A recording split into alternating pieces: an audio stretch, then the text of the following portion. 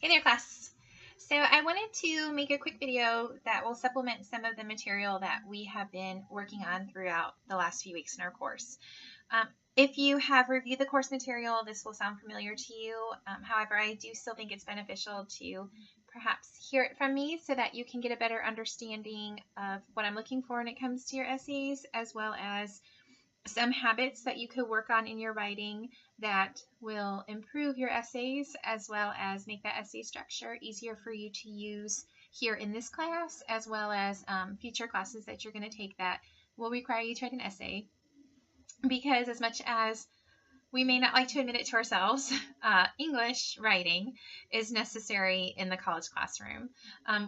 You might not have another English class after this one, but you will have other essays. So I really do try to work hard with you that when you leave my classroom, that you feel more confident in your writing abilities and that the essay structure is familiar to you enough that when you're given an assignment in another class, you no longer have to worry about how you're going to get started in the essay or how you're going to set up the essay, because it will just be a part of your writing habits.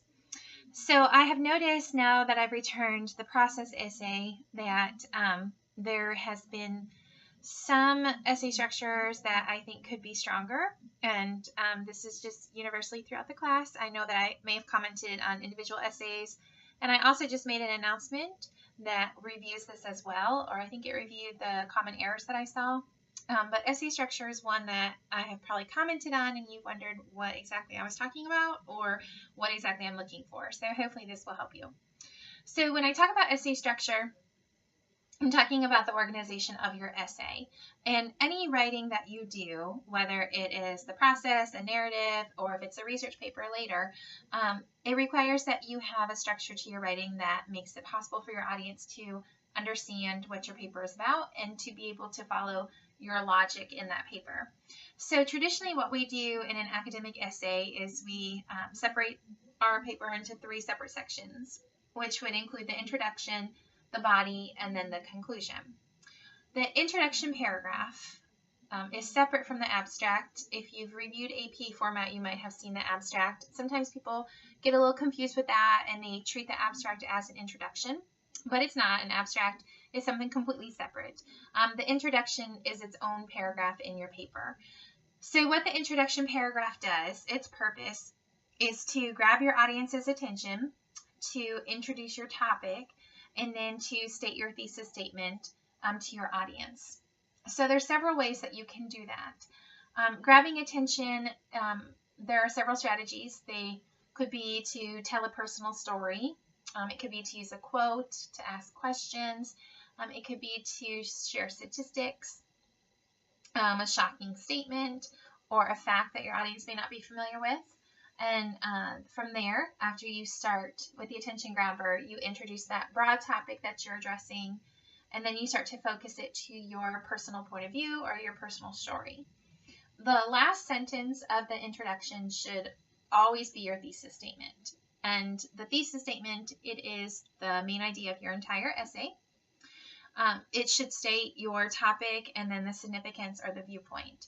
And oftentimes I encourage people, as you experiment with the thesis, perhaps list your main reasons in the thesis, but it helps you organize what you're writing, and it helps your audience organize what they'll be reading as they read your essay. Sorry for that redundancy.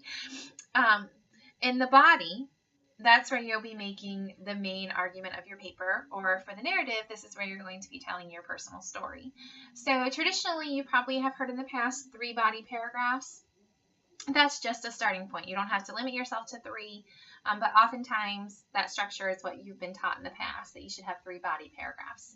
The important part of the body, though, is that each paragraph has its own topic sentence, and then that topic sentence supports or introduces the paragraph, and then the paragraph supports that topic sentence. So basically that each paragraph introduces a new idea or builds upon a previous one, and that it does so in a way that your audience understands what the goal of that paragraph is, and then each detail is related to the topic sentence, and the topic sentence is related back to that thesis statement.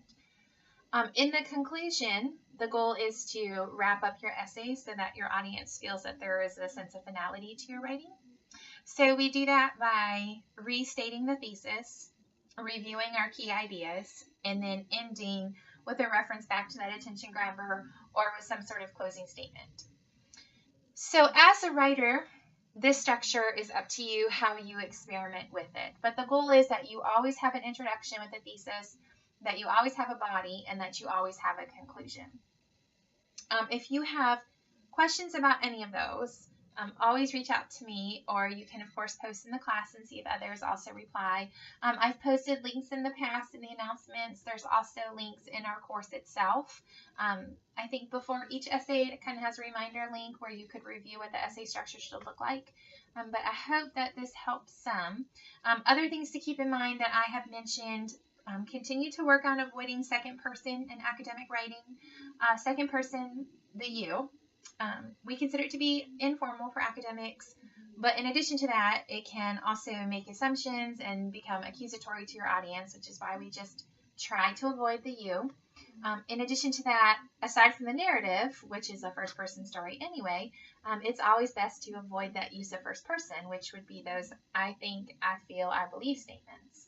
That's just something else to set as you keep writing. I try to point out some things for the next essay that you could work on. So hopefully that you find that to be helpful. But again, if you have any questions or concerns at any time, just always, you can email me, or you can send me a hangout. I always put those in the class as well. If that's more instantaneous for you to do a text or hangout, you can reach out that way as well.